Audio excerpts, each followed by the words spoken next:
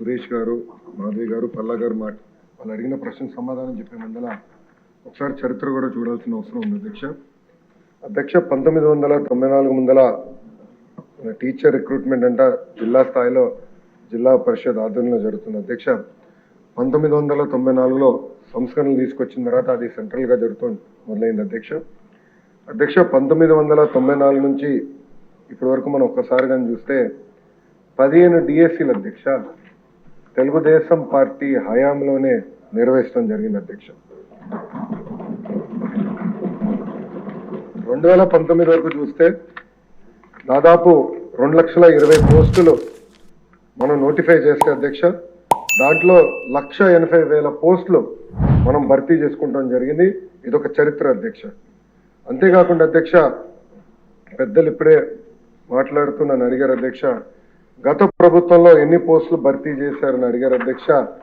గత ప్రభుత్వంలో అసలు నోటిఫికేషన్ కూడా 12/2/24 అంటే ఎన్నికలకి ఇంకా 2 నెలలు ఉన్నాయనగా కావాలని నిరుద్యోగ యువకుల్ని మబ్బు పెట్టేదానికి 6,100 పోస్టులు, అది కూడా 6,100 పోస్టులు నోటిఫై చేసి ఇంకా ప్రాసెస్ ప్రక్రియ కూడా పూర్తి చేయలేదు అధ్యక్ష. అంటే గత ప్రభుత్వంలో డిఎస్సి ద్వారా భర్తీ చేసిన పోస్టులు 0.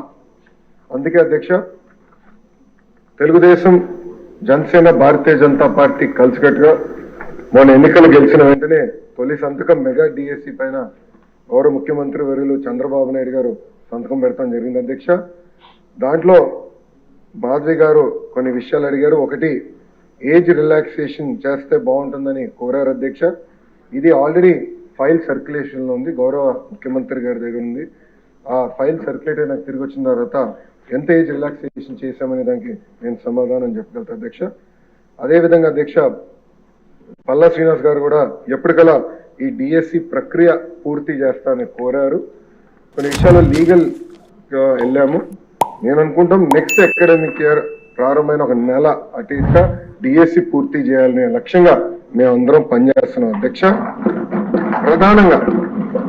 ప్రధానంగా నేను ఇక్కడ చెప్పదలుచుకుంది ఏంటంటే 1994 నుంచి డిఎస్సి పైన పడిన కేసులని వివరాలు మేము తెప్పించుకుని ఎందుకు పడింది, దానివల్ల ఎందుకు డిఎస్సి లేట్ అయింది, అది జరగకుండా పకడ్బందీగా జిఏ ఇవ్వాలి, నోటిఫికేషన్ ఇవ్వాలి లక్ష్యంతో మేము పనిచేస్తాం.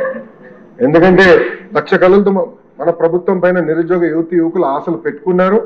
ఆశలు వృధా చేయకూడదు. చిత్తశుద్ధితో డిఎస్సి నిర్వహించి ఉపాధ్యాయులు మనకి అవసరం ఉంది అధ్యక్ష. అందుకే పకడ్బందీగా ఈ కార్యక్రమం పూర్తి చేస్తాం. ఇప్పుడే సురేష్ గారు ఒక ప్రశ్న అడిగారు అధ్యక్ష, జియో 117 గురించి ఆయన ప్రశ్న అడిగారు. దానికి సమాధానం చెప్పే ముందర ప్రధానంగా గత ప్రభుత్వం ఉపాధ్యాయులను ఎట్లా హెరాస్ చేశారో మనందరం చూసాం అధ్యక్ష. వాస్తవం మాటలు చెప్పాలంటే సమాజంలో మార్పు గత ప్రభుత్వంలో వచ్చిందంటే దాని కారణం ఉపాధ్యాయులు అధ్యక్ష. ఆ రోజు పెద్ద ఎత్తున రోడ్డెక్కి ధర్నా చేసి వాళ్ళ హక్కుల కోసం పోరాడారు. ఆ రోజు నుంచి ప్రజలు అందరు కూడా రోడ్డెక్కడం మొదలుపెట్టారు అధ్యక్ష. సో ఉపాధ్యాయుల్ని కూడా రాబోయే రోజుల్లో ఈ ఆంధ్రప్రదేశ్ మోడల్ ఆఫ్ ఎడ్యుకేషన్ లో భాగస్వామ్యం చేయాల్సిన అవసరం ఉంది అధ్యక్ష. గత ప్రభుత్వంలో అధ్యక్ష సుమారుగా 6 లక్షల మంది విద్యార్థులు ప్రభుత్వ పాఠశాలలో తగ్గిపోయారు అధ్యక్ష. ఇది ఆందోళనకరమైన పరిస్థితి. సో దీన్ని కూడా నేను కొన్ని టార్గెట్స్ పెట్టుకున్నాము. ముందల విద్య నాణ్యత పెంచాల్సిన అవసరం ఉంది. జియో 117కి ఆల్టర్నేటివ్ తీసుకురాల లక్ష్యంతో ఆల్రెడీ మేము పనిచేస్తున్నాం. ఇప్పటికీ సంఘాలతో అనేక మార్లు మీటింగ్లు కూడా కమిషనర్ గారి నాయకత్వంలో పెడతాం కూడా జరిగింది అధ్యక్ష. గత ప్రభుత్వం లాగా ఉపాధ్యాయుల కోసం తలుపులు మేము మూసేలేదు అధ్యక్ష. ప్రతి వారం ఫ్రైడే 11 నుంచి 2 వరకు మా తలుపులు ఉపాధ్యాయుల కోసం తెరుస్తున్నాయి. వాళ్ళ సమస్యలు మేము తెలుసుకుంటున్నాం. ఒకవేళ వాళ్ళు రాకపోతే మా కమిషనర్ గారే సంఘానికి ఫోన్ చేసి మీరు ఎందుకు రాలేదు, మీకు టైం ఇచ్చాం కదా అని ఉల్టా మేమే ప్రశ్న అడిగి వాళ్ళని కూర్చోబెట్టుకుని, ఎందుకంటే మేము కూడా చాలా నేర్చుకోవాల్సిన అవసరం ఉంది అధ్యక్ష. ఎందుకంటే ఫీల్డ్లో ఉండేది ఉపాధ్యాయులు, సెక్రటరియట్లో ఉండేది మంత్రి గారు. ఫీల్డ్ రియాలిటీలు తెలుసుకోవాలంటే కంపల్సరీ ఉపాధ్యాయులతో మాట్లాడాల్సిన అవసరం ఉంది.